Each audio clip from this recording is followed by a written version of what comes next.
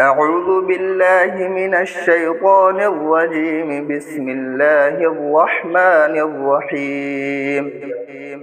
تبارك الذي جعل في السماء بروجا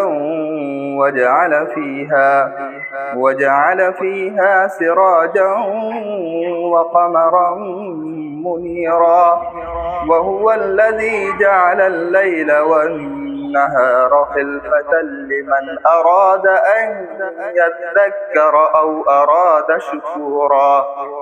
وعباد الرحمن الذين يمشون على الأرض هونا وإذا خاطبهم الجاهلون قالوا سلاما. والذين يبيتون لربهم سجدا وقياما، والذين يقولون ربنا اصرف عنا عذاب جهنم إن عذابها كان غراما إنها ساءت مستقرا ومقاما.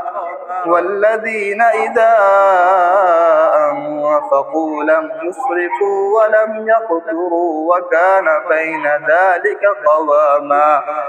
والذين لا يدعون مع الله إلها آخر ولا يقتلون النفس التي حرم الله إلا بالحق ولا يزنون، ومن يفعل ذلك يلقى أثاما.